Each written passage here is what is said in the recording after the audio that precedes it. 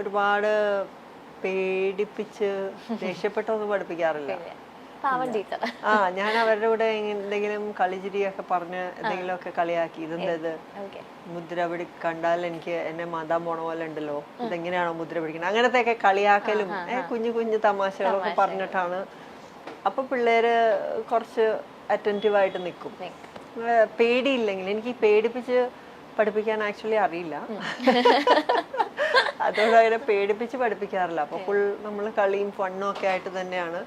ഇനിയിപ്പോ സിനിമയിലേക്ക് തിരിച്ച് വരുന്നുണ്ടോ? ഇപ്പൊ നവ്യ ചേച്ചി 12 ഇയേഴ്സിന് ശേഷം വന്നു. ഇപ്പൊ ചേച്ചി ആകാശഗംഗ 2 ചെയ്തു. പക്ഷെ എന്നാലും ഇനിയിപ്പോ സിനിമയിലേക്ക് തിരിച്ചു വരാൻ പ്ലാൻസ് ഉണ്ട്. എനിക്ക് ഉറപ്പാണ് സ്ക്രിപ്റ്റ് ഒന്നും കേൾക്കാതെ ഇരിക്കുന്നുണ്ടാവില്ല. ആകാശഗംഗ 2 ആക്ച്വലി ഞാനായിട്ട് അഭിനയിച്ചില്ല. അവര് ഇനിഷ്യൽ മൂവിയുടെ ക്ലിപ്സ് ചേച്ചിയുടെ പ്രസൻസ് അതിനകത്തുണ്ടല്ലോ. തീർച്ചയായിട്ടും ഉണ്ടാവും. ഞാന് അതെ സ്ക്രിപ്റ്റ്സുകൾ കേൾക്കുന്നുണ്ട്, ഇല്ലാന്ന് ഞാൻ പറയുന്നില്ല. പക്ഷെ അത് സമയമാകുമ്പോൾ നടക്കട്ടെ എന്ന് വിചാരിച്ചിട്ട് ഇരിക്കുകയാണ്. ഇവരില്ല അങ്ങനെയൊന്നും തീരുമാനിച്ചിട്ടൊന്നുമില്ല, അങ്ങനത്തെ തീരുമാനങ്ങളൊന്നുമില്ല. പക്ഷെ ഒരുപാട് കാര്യങ്ങൾ ലൈനപ്പായി വരണം ഞാൻ അവിടുന്ന് എത്തണമെങ്കിൽ. അതുകൊണ്ട് അതുപോലേക്ക് ഇപ്പൊ US-ലാണെന്നുള്ളതൊരു റീസൺ ആണോ ഇപ്പൊ ഇങ്ങോട്ട് വരാൻ പറ്റാത്തതിന്റെ? അങ്ങനത്തെ ഇല്ല, അങ്ങനെയില്ല.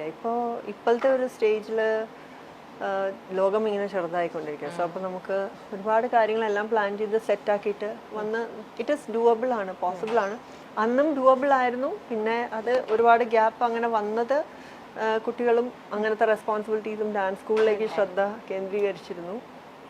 അപ്പം അങ്ങനെയൊക്കെ അപ്പോഴും ഇടയ്ക്കിടയ്ക്കൊക്കെ ഇങ്ങനെ സ്ക്രിപ്റ്റ്സ് ഒക്കെ കേൾക്കുന്നുണ്ടായിരുന്നു. പക്ഷെ എന്തെങ്കിലുമൊക്കെ റീസൺ കൊണ്ട് അതിന്റെ ടൈമിങ് വരുമ്പോൾ ഒന്നുകിൽ അവിടെ മാറിപ്പോവും, അല്ലെങ്കിൽ അതിന്റെ അവര് സെറ്റ് ആവുമ്പോൾ എനിക്ക് വരാൻ പറ്റില്ല. അങ്ങനെയൊക്കെ ഹിസ്റ്ററി, സിവിക്സ്, ജോഗ്രഫി ഇതൊക്കെയാണ് എൻ്റെ തലയില്. അപ്പോൾ ആദ്യത്തെ 5-6 ദിവസം അങ്ങനെയായിരുന്നു. അപ്പൊ അതാണ് ഓർമ്മ. പക്ഷെ ഇപ്പോഴും ചേച്ചിക്ക് സത്യം പറഞ്ഞാൽ മാറ്റമൊന്നുമില്ല. എനിക്ക് ഇപ്പോഴും ആ സിനിമ ഓർക്കുമ്പോ അതേപോലെ പറഞ്ഞിരിക്കണം. മണിച്ചേട്ടൻ എങ്ങനെയായിരുന്നു സെറ്റില്? ഭയങ്കര എന്റർടൈനിങ് ആയിരിക്കും. വളരെ എന്റർടൈനിങ് ആയിരുന്നു. അതെ, ഒരുപാട് നല്ല മെമ്മറീസ് ഉണ്ട് ആക്ച്വലി. ഒരു സോങ് സീക്വൻസ് ഉണ്ട് അതില്, പിന്നെ ഒരുപാട് കോമഡി സീൻസ് ഉണ്ട്. ആക്ച്വലി അതില് ഒത്തിരി പേരുണ്ട്. ജഗതി അങ്കിൾ ഉണ്ട്, ഇന്ദ്രൻ ചേട്ടനുണ്ട്, സൈനൊക്കെ ഉണ്ടായിരുന്നു, ലളിത ആൻറ്റി, ചിപ്പി ചേച്ചി, ജഗദീഷ് ചേട്ടൻ, ഭയങ്കര സ്റ്റാർ കാസ്റ്റ് ആയിരുന്നു. സോ അതില് ആക്ച്വലി കല്യാണ വീട് പോലെയായിരുന്നു. എന്നിട്ട് അവരാരും, രാജു അങ്കിൾ ഉണ്ടായിരുന്നു, അവരാരും ഒരു ബിഗിനർ ആണ് നമ്മുടെ കൂടെ. അങ്ങനത്തെ ഒരു സ്ട്രെസ് എനിക്ക് ഫീൽ ചെയ്തിട്ടേ ഇല്ല. ഇപ്പൊ എന്തെങ്കിലും ഡയലോഗ്, ദിലീപ് ഏട്ടനാണെങ്കിലും എന്തെങ്കിലും ഡയലോഗിന്റെ പ്രാക്ടീസോ റിഹേഴ്സലോ, പിന്നെ ആദ്യത്തെ സിനിമയല്ലേ, അപ്പൊ നമ്മള് ഹെവി ആയിട്ടുള്ള, അതായത് ഇപ്പോൾ കരയണ സീനും അങ്ങനത്തെയൊക്കെ സീക്വൻസ് വരുമ്പോഴും നമ്മളെ പരിചയമായി വരുന്നല്ലേ. ഇപ്പൊ തന്നെ നമ്മൾ തന്നെ ഇപ്പോൾ നമ്മളുടെ മുഖത്തെ face muscles are doing that. ഒരു ഇമോഷൻ, ഇപ്പോൾ രൗദ്രമാണെങ്കിൽ അത്, അല്ലെങ്കിൽ സർക്കാസ്റ്റിക് ആയിട്ട് നോക്കലാണെങ്കിൽ അത്, കണ്ണിങ്നെസ് ആണ്. Emotions that come out are same. പക്ഷെ നമ്മുടെ ലുക്ക് മാറുമ്പോൾ ആൻഡ് ദെൻ ഓഫ് കോഴ്സ് ആ ക്യാരക്ടർ എന്നുള്ള രീതിയിൽ സ്ക്രിപ്റ്റിംഗ് വരുമ്പോൾ ആളുകളിലാണല്ലോ ഒരു ഇതുണ്ടാവുക. ഒരു മറവത്തൂർ കനവ്. ഒരു മറവത്തൂർ കനവ് ലാൽ ജോസാറിന്റെ ഫസ്റ്റ് സിനിമ.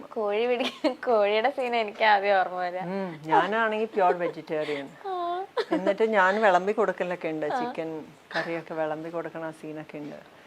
പിന്നെ കുറേ ഓടുന്ന സീക്വൻസ് ഉണ്ടായിരുന്നു. ഒരു പാവടയും ബ്ലൗസും എടുത്തിട്ട് രാവിലെ തൊട്ട് ഓടാൻ തുടങ്ങി. എല്ലാ ദിവസവും രാവിലെ ഓടലായിരുന്നു. ഇവിടെ നിന്ന് ഇങ്ങോട്ട് ഓടൂ, ഓക്കെ. രാവിലെ ബ്രേക്ക്ഫാസ്റ്റിന് മുമ്പ് കുറച്ച് പോയി ബ്രേക്ക്ഫാസ്റ്റ് കഴിച്ചോളൂ. അപ്പൊ നമ്മൾ എക്സസൈസ് ഒന്നും ചെയ്യണ്ട. രാവിലെ എഴുന്നേരം എന്തായാലും അതൊരു ഓറഞ്ചും മഞ്ഞയും ഇങ്ങനെ അത് ഇട്ടിട്ട് ഈ പൊള്ളാച്ചിയിലെ വെയിലില് നല്ല സുഖം. രാവിലെ 7 മണി നല്ല സുഖം. Everyday free. ഇപ്പോഴത്തെ പോലെ ജിം മെമ്പർഷിപ്പ് ഒന്നും ആവശ്യമില്ല. ഡെയിലി രാവിലെ അതായിരുന്നു ഒരു മെമ്മറി. നല്ല ലൊക്കേഷൻ ആയിരുന്നു തോന്നുന്നു, ആ വീടിരുന്ന സ്ഥലവും എല്ലാം. അതെല്ലാം അവര് ഒരുമാതിരി പകുതിയൊക്കെ സെറ്റ് ഇട്ടതാണ്. പിന്നെ അതിൽ സുകുമാരിയമ്മ ഉണ്ടായിരുന്നു. അപ്പം ഞാനും എൻ്റെ അച്ഛനും സുകുമാരിയമ്മയും കൂടെ ഇങ്ങനെ, സുകുമാരിയമ്മ ഒരുപാട് അമ്പലങ്ങൾ അറിയാം, എപ്പോഴും അമ്പലങ്ങളിലൊക്കെ പോകും. അപ്പോൾ ഡെയിലി നമ്മളിപ്പോൾ ഉച്ചയ്ക്കാണ് ഷൂട്ടിംഗ് എന്നൊക്കെ പറഞ്ഞാൽ നമ്മൾ രാവിലെ വണ്ടി എടുത്ത് മരുതമല, മോളെ നീ അവിടെ പോയിട്ടുണ്ടോ, ശരി മാ ബാ നമുക്ക് പോവാം. ഇങ്ങനെ ഞങ്ങൾ അങ്ങനെ കുറേ അമ്പലങ്ങൾ, ആ ഏരിയയിലുള്ള കുറേ അമ്പലങ്ങളൊക്കെ, കാരണം സുകുമാരിയമ്മ ഒരുപാട് ഷൂട്ടിംഗ് ചെയ്തിട്ടുള്ളതാണ് അതെ അവിടെ. അതെ അപ്പൊ ഷീ നോസ് എല്ലാ സ്ഥലങ്ങളും. അങ്ങനെ എന്നിട്ട് കുഞ്ഞു കുഞ്ഞു അമ്പലങ്ങൾ അതിനൊക്കെ ഓരോ ഹിസ്റ്ററി ഉണ്ട്. അപ്പൊ എനിക്ക് ഇഷ്ടം അതൊക്കെ കേൾക്കാൻ. അപ്പോൾ കേൾക്കാനും അവിടെ പോയി തൊഴാനും ഒക്കെ. അപ്പം ഞങ്ങളിങ്ങനെ അവിടെ ചുറ്റിനുള്ള ഉച്ചയ്ക്കാണ് ഷൂട്ടിംഗ് ആണെങ്കിൽ നമ്മൾ രാവിലെ പിലിഗ്രിമേജ് ആണ്, അതെ, വെറുതെ ഇരിക്കണ്ടല്ലോ. വൈകുന്നേരം ആണെങ്കിൽ വെറുതെ ആക്ച്വലി വെറുതെ ഇരിക്കലല്ല, BA-ക്കുള്ള പഠിക്കാനുള്ള പുസ്തകമൊക്കെ പെട്ടിയിലുണ്ടായിരുന്നു. പക്ഷേ നമ്മള് ദൈവത്തിനോടും കൂടെ പോയി പറഞ്ഞേക്കാം. അവിടുന്ന് ആദ്യം അതെ അത് ആദ്യം വർക്കൗട്ട് ആക്കാം, പിന്നെ നമുക്ക് പെട്ടി തുറക്കാം. അപ്പോ എപ്പോഴും ഇങ്ങനെ എൻ്റെ അമ്മ നിനക്ക് ഷൂട്ടിംഗ് ഇല്ല, ഇന്ന് വെറുതെ ഇരിക്കുകയാണെന്ന് നീ പറയരുത്, നിന്റെ പെട്ടിയിലെ ബുക്കുള്ളത് നീ മറക്കരുത്.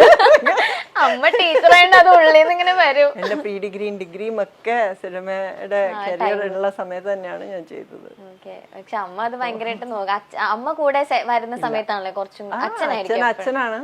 അപ്പൊ അച്ഛനെ ഇങ്ങനെ രാവിലെ അമ്മ വിളിച്ചിട്ട് അവളെല്ലാം വായിക്കണ്ടോ, അവളെല്ലാം പഠിക്കണ്ടോ ഇതൊക്കെ ചോദിക്കുമായിരുന്നു. അപ്പോ പക്ഷെ ഇതാണ് ഒരു മെമ്മറി, ഒരുപാട് അമ്പലങ്ങളിൽ പോയതും പിന്നെ ശ്രീനിയേട്ടൻ്റെ കൂടെയുള്ള കോമ്പിനേഷൻ. അതിൽ ഒരുപാട്, അതും എല്ലാം ഒരുപാട് ആർട്ടിസ്റ്റുകളുള്ള സിനിമകളാണ്. ലാസ്റ്റ് കഥാനായകൻ. കഥാനായകൻ അനദർ കല്യാണ വീട്. കല്യാണ വീടെന്നൊന്നും പറഞ്ഞാൽ പോരാത്. അത് വല്ല എനിക്കറിയില്ല അതിനെന്താ ഒരു എന്താ എംപയർ എന്നോ വല്ല കിങ്ഡം എന്നൊക്കെ പറയേണ്ടി വരും. ആക്ച്വലി അതില് ഒരു കാറ് എനിക്ക് സമ്മാനമായിട്ട് തരുന്നു എന്നൊക്കെ പറഞ്ഞിട്ട്, അപ്പം ഞാൻ അതിന് തൊട്ട് മുമ്പ് ഒരു സിനിമ കഴിഞ്ഞ് രണ്ടാമത്തെ സിനിമ കുറച്ച് ഗ്യാപ്പേ ഉള്ളൂ, അതെൻ്റെ മൂന്നാമത്തെ ചിത്രമായിരുന്നു. അപ്പോൾ അതിന് വേണ്ടി അതിനാണ് ഞാൻ ഡ്രൈവിംഗ് ഒക്കെ പഠിച്ചത് ആക്ച്വലി.